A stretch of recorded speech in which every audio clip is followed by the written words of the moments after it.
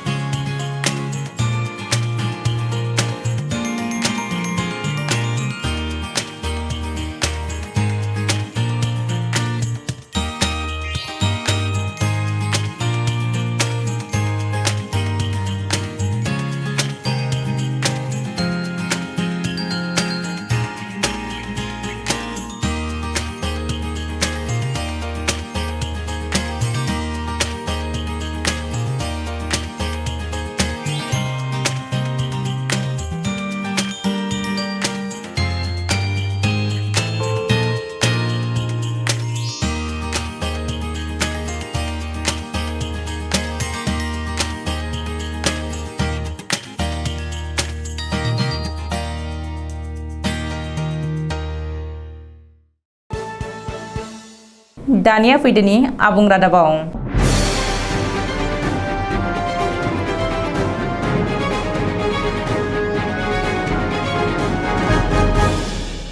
आसामाव गोदान सोलोंथाइ बिथांखि 2020 एबा NEP 2020 खौ थिसनबाय।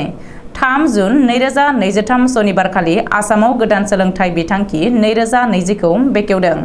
सनिबारखालि गुवाहाटी मुलुगसोलोंसालिनि बिरेन्सि कुमार बरुवा भवनाव खुंनाय मोनसे हाबाफारियाव गिबि मन्त्रि डॉ हिमन्त बिश्व शर्माया सोलोंथाइ मन्त्रि डॉ रनज पेगु, रायजोनि सोलोंथाइ बोसोनगिरि डॉ ननी गपाल महन्त आरो सोलोंथाइ बिफाननि गोजौ थाखोनि मावख'गिरिफोरनि बाहागो लानायाव गोदान सोलोंथाइ बिथांखि 2020 खौ बेखेवदों। मख'नो गोनांदि 2023-2024 सोलोंथाइ बोसोरनि मुं थिसननाय हाबाफारिया जागायबाय आरो देग्लायनिफ्राय BA थाखोनि फरायसोमा गोदान सोलोंथाइ बिथांखि बायदियै जागोन। गोदान सोलोंथाइ बिथांखि बायदियै दानिफ्राय BA डिग्रीनि फरायसोमा 3 बोसोरनि सोलाय 4 बोसोर जासिगोन। सोलिफु बोसोरनि आगस्त दाननिफ्राय जागायनो गोनां सोलोंथाइ बोसोराव गुवाहाटी गोजौ बिजिरसालिया गोदान सोलोंथाइ बिथांखिनि 4-year ग्रेजुवेट प्रग्राम सुंदयै GUFY UGP खौ जागायगोन। बेनि थाखाय गासैबो लाहार फाहार जाखाबाय। बबेखानि गोदान सोलोंथाइ खान्थिया आसामाव लासै जाफुंसारनाय फारसे आवगायदों। रायजोआव गोजौ सोलोंथाइनि थाखाय दिनैनि साना मोनसे माइल खुन्थिया जागोन होननानै गोदान सोलोंथाइ बिथांखि 2020 बेखेवनाय हाबाफारियाव गिबि मन्त्रि डॉ हिमन्त बिश्व शर्माया बुंदों। मख'नो गोनांदि सोलोंथाइ बिथांखि बायदियै जायखिजाया बिफाननि फरायसाया गावनि गोसो जानाय आयदाखौ फरायनो हागोन। आर्टस, साइन्स आरो कमार्स मोनथामबो बिफाना गासैबो कलेजाव थानांगोन। जायफोर कलेजाव मोनथामबो बिफान गैया बैफोर कलेजाव बेनि राहा खालामनाय जागोन। बुरलुंबुथुर दैमायाव दुगैनो थांनानै सासे उन्दै बैसोनि लाइमोना गोमानानै दङ। सनिबारखालि मोनाबिलियाव बुरलुंबुथुर दैमानि सुक्रेश्वर गाथोनाव जादों बे जाब्रबथाया। मिथिनो हानाय बायदिब्ला उन्दै बैसोनि 6 लाइमोनफोरा जोबोद गुदुं बोथोरनिफ्राय रेहाय मोननो थाखाय बुरलुंबुथुर दैमानि सुक्रेश्वर गाथोनाव दुगैनो थांदोंमोन। नाथाय बै समनिफ्रायनो सासे लाइमोना बुरलुंबुथुर दैमानि दैयाव गोदोनानै गोमानानै दङ। बबेखानि बुरलुंबुथुर दैमायाव दुगैनो थांनाय गोमानाय लाइमोनखौ 10 थाखोनि फरायसा जाहिद आहमेद होननानै मिथिनो हादों। ओरैहाय बे जाथायनि बागै खौरां मोननाय लोगो लोगो SDRF बिफाननि टीमा जाथायसालियाव थांनानै लाइमोनखौ नागिरनानै रेस्किउ अपारेशन खालामो। नाथाय मैया हर जानायनि थाखाय SDRF टीमा गावसिनि अपारेशनखौ दोनथ'नो गोनां जादोंमोन। बेनि उनाव दिनै फुंनिफ्रायनो SDRF टीमा लाइमोनखौ नागिरनानै बुरलुंबुथुर दैमायाव रेस्किउ अपारेशन खालामफिनदों। नाथाय बे खौरांखौ सुजुनाय समहालागै SDRF टीमा जाहिद आहमेदनि सह'खौ नागिरनानै दिहुननो हायाखै होननानै खौरां मोनदों। नगाव जिल्लानि खामपुराव सोमोनांथावै सासे लाइमोननि गोथै सह' बोखांदों। खामपुर कसुवा लुटमारि बाजारनि साखाथियाव गावनि गारि सिङावनो सासे लाइमोननि गोथै सह' बोखांनो हादों। दिनै फुंबिलियाव नखरनि सुबुंफ्रा गावनि गारि सिङावनो लाइमोननि गोथै सह'खौ बोखांदों। गावनि गारि सिङावनो गोथै सह' बोखांनो हानाय लाइमोनखौ राहुल बरदलै होननानै सिनायथिनो हादों। मिथिनो हानाय बायदिब्ला सनिबारखालि हराव कसुवा लुटमारियाव सोलिगासिनो थानाय आनन्द मेला नायनानै न'आव गिदिंबोफिननाय समावनो बे जाथाया जादों होननानै सन्देह खालामदों। बबेखानि राहुल बरदलैया अबथिरा जिउ गोमानाय आरो सोमोनांथावै गोथै सह' बोखांनो हानाय जाथायखौ गोरलैयैनो गनायनानै लायाखै नखरनि सुबुंफ्रा। थांनाय हराव सोरबा सिनाय मोनैनि दुथांफ्रा राहुलखौ बुथारनानै गावनि गारि सिङावनो गारनानै थांदों होननानै नखरनि सुबुंफ्रा अजद होदों। ओरैहाय बे जाथायनि बागै खौरां मोननाय लोगो लोगो दिनै फुङाव जायगानि पुलिसा जाथायसालियाव थांनानै लाइमोननि सह'खौ बोखांहोयो आरो पस्टमर्टेम आनजाद नायनो थाखाय दैथायहरो। बेजों लोगोसे नखरनि सुबुंफ्रा अजद होनाय बायदियै बे जाथायनि सायाव पुलिसा नायबिजिरनो जागायदों होननानैबो मिथिनो हादों।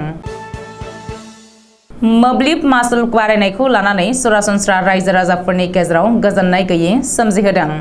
बे समावनो सासे मोब्लिब ग्राहकनाव लाख लाख मोब्लिब बिल फैनाया बयखौबो सोमोनांहोदों। गुवाहाटी नोगोरमानि बामुनि मैदामाव जादों बे सोमोनांथाव मोब्लिब बिल फैनाया। मिथिनो हानाय बायदिब्ला बामुनि मैदामनि आकाशी नगरनि थागिरि रइसुद्दिन आहमेद मुंनि सासे मोब्लिब ग्राहकनाव 13,04,208 रां मोब्लिबनि बिल फैदों। नाथाय बेनि सिगां दानफ्रोमबो 1,200 निफ्राय 1,700 रांसिम मोब्लिब मासुल होबोगासिनो दंमोन होननानै रइसुद्दिनआ फोरमायथिदों। रिपर्ट बायदिब्ला दानफ्रोमबो लान्थ्रियै मोब्लिबनि मासुल होबोनायनि उनावबो थांनाय 1 जुन खालि एपिडिएसएलआ रइसुद्दिन आहमेदनि मुङाव दानसेनि थाखाय 13,04,208 रां मोब्लिब मासुलनि बिल दैथायहरदोंमोन। ओरैहाय दानसेयावनो बेबायदि लाख लाख रां मोब्लिबनि बिलखौ नुनानै खर' हमनो गोनां जादों रइसुद्दिन आहमेदआ। बबेखानि बे 13 लाखनिबो बांसिन मोब्लिब मासुलखौ माबोरै होगोन बेखौ लानानै जिंगायाव गोग्लैनायजों लोगोसे आथिखालाव गुवाहाटी नोगोराव गावनि मुङाव थानाय हाखौ फानोब्लाबो दानसेनि मोब्लिब मासुलखौ सुख'नो हानाय नङा होननानै रइसुद्दिनआ फोरमायनायजों लोगोसे बेनि हेंथायै बिजिरसालियाव थांगोन होननानैबो बुंदों। ओरैहाय बेनि हेंथायै रइसुद्दिनआ आसाम स्टेट इलेक्ट्रिसिटि बर्डआव अजद होबाय होननानैबो मिथिनो हादों। उरिष्यानि बालासराव जानाय गिख्रंथाव रेल जाब्रबथायाव गोमानानै दङ आसामनि सासे लाइमोन। बालासरनि रेल जाब्रबथायाव गोमानानै थानाय लाइमोनखौ उदालगुरि जिल्लानि बेन्दोंआव थानाय लखाइगावनि हाफिजुर रहमान होननानै सिनायथिनो हादों। बेनि बागै नखरनि सोद्रोमाफोरा मिथिनो होनाय बायदिब्ला 2 जुन शुक्रबारखालि हाफिजुलआ जोबथा खेबनि थाखाय न'आव फन खालामनानै करमण्डल रेल स्टेशनाव सफैनायखौ खिन्थाहरदोंमोन। बेनि उननिफ्रायनो हाफिजुरजों जेबो रोखोमनि कन्टेक्ट मोनाखै। शुक्रबारखालि हराव गले गले फन खालामहरफिनदोंमोनब्लाबो हाफिजुरा फन हमाखैमोन। बेनि उनाव सनिबारखालि फिन फन खालामनायाव उरिष्या पुलिसा फनखौ हमो आरो रेल जाब्रबथायाव जानाय जायगायाव बे मबाइल फनखौ मोनदों होननानै खिन्थाहरो। बेजों लोगोसे फोसावनाय हेल्पलाइन नाम्बाराव फन खालामनानै खौरां लाहरनो खावलायहरो आरो हेल्पलाइन नम्बरखौबो पुलिसा हरदों होननानै नखरनि सुबुंफ्रा फोरमायदों। रिपर्ट बायदिब्ला कलाइगावनि 2 नं सिङिमारिनि जोबोद गोरिब नखरनि फिसाज्ला हाफिजुरा 2 बोसोर सिगाङाव खामानि नागिरनानै बेंगालराव थांदोंमोन। मथनगुरि ब्लक कमिटि BPFनि बानजायनायाव दिनै बारापेटा प्राइमारिनि बेन्दोंआव थानाय मिलन बाजाराव गासै 10टा बुथ कमिटिखौ लानानै सरासनस्रा जथुमा मेल लानाय जादों।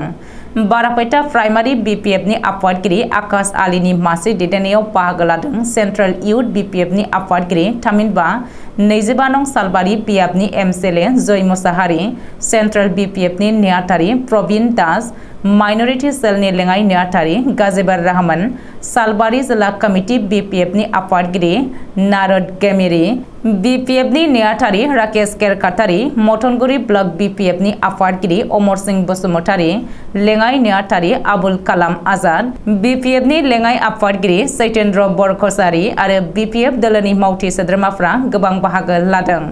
खौरांनि गेजेरजों फोरमायदों दि सेन्ट्रेल बिपिएफनि नेहाथारि प्रवीण दासआ गासै हारि माहारिनि गेजेरजों बिपिएफ दोलोखौ आवगायलांनो थाखाय थांखि लादों। सान्थि आरो जौगानाय बायदि हाबाफारिखौ रायजोनि गेजेराव फोरमायथिनो थाखाय बायदि बायदि हाबाफारिखौ मेलनि गेजेरजों सावरायनो लानाय जादों। दिनैनि दिनाव बारापेटा प्राइमारि बिपिएफ कमिटिनि बानजायनायाव रायजोनि गेजेराव बाहागो लानानै गोजोननाय मोन्दों आरो गासै बिटिसिआवनो माइनरिटी सेलानो जा, बाङालि सेलानो जा, गुरखा सेलानो जा, आदिबासि, नाथजुगि मोनफ्रोमबो सेलानो बायदि ओनसोलाव बायदि बायदि जथुम मेल लानाया सोलिगासिनो दङ। फैबाय थानाय लकसभा बिसायख'थियाव गोख्रोङै जानजि खाफ्राबाय होननानै फोरमायदों। गसाइगाव सोहोरनि उत्तरपारायाव थानाय क'क्राझार एमआरएम देहा फाहामसालिनि दालाय गसाइगाव एमआरएम देहा फाहामसालियाव गोबां खम बेसेनावनो नोंथांनि सोलेरनि बायदि बेमार आजार जानायजों भुगिनांनानै थानांनाय सावस्रिखौ नायनो हागोन आरो फाहामनानै लानो हागोन। बेजों लोगोसे बे देहा फाहामसालियाव खम बेसेनावनो आल्ट्रासनोग्राफि, डिजिटेल एक्स-रे आरो इजिसिनि मोजां सुबिदा दङ। गोदानै थाखो खथा लुफुंनो मुसलपुर फरायसालिमायाव अन्थाइ खाम्फा गायसनदों बिटिआरनि गाहाय मावफुंगिरि सोद्रोमा प्रमद बर'आ। बाक्सा जिल्लानि सदर मुसलपुराव थानाय मुसलपुर फरायसालिमायाव गोदानै थाखो खथा लुफुंनो थाखाय बिटिआरनि गाहाय मावफुंगिरि सोद्रोमा प्रमद बर'आ अन्थाइ खाम्फा गायसनदों। 2022-2023 इं मायथाइनि बिटिसि सोरखारनि बाजेटजों होजानाय बे थाखो खथाखौ 1 कौटि रांनि बाजेटजों लुफुंजागोन। मख'नो गोनांदि मुसलपुर फरायसालिमायाव आद्रा जानानै थानाय थाखो खथाखौ लुफुंनो थाखाय बिटिआर सोरखारनिफ्राय थाबैनो 1 कौटि रांखौ सोलोंथाइ बिफाननिफ्राय होनाय जाबावगोन। बेजों लोगोसेनो मुसलपुर फरायसालिमाया थाबैनो सोरखारि फरायसालिमानि मर्यादाखौ मोननो हासिगोन होननानै मिथिहोबावो गाहाय मावफुं सोद्रोमा प्रमद बर'आ। बेनि अनगायैबो बिटिआर हालामनि गं 21 फरायसालिमाफोरावनो थांनाय बोसोरनिफ्राय गोदानै थाखो खथा लुफुंनो थाखाय बिटिआर सोरखारा खामानि मावबोगासिनो दङ होननानै फोरमायथिबावो प्रमद बर'आ। बेजों लोगोसेनो बिटिआर हालामाव जायफोर सुबुंफोरा 2003 मायथाइनि सिगांनिफ्रायनो रायजो जाबोदों बिसोरो आयेन बायदियैसो हानि मोनथायखौ मोननो हागोन आरो बायलाय फानलायखौ खालामनो हागोन। नाथाय बिटिआरनि बायजोनि आरो जायफोर सुबुंफोरा 2003 मायथाइनि उनाव फैदों बिसोरो हानि मोनथायखौ मोननाय नङा आरो बायनो हानाय नङा। थांनाय 2 बोसोराव बिटिआर सोरखारा हानि जेंनाफोरखौ फोजोबनो थाखाय 40,000निबो बांसिन सुबुंफोरनो हानि फोरमानलाइखौ होबाय आरो फैगौ 2 बोसोराव बिटिआर हालामनि जायफोर सुबुंफोरा आयेन बायदियै हानि मोनथाय दङ बिसोरनो हानि फोरमानलाइफोरखौ होजोबनाय जागोन होननानै बुंथियो मावफुं सोद्रोमा प्रमद बर'आ। दिनै मोनाबिलिनि रादाबा एसेनोसै। गोजोन्थों।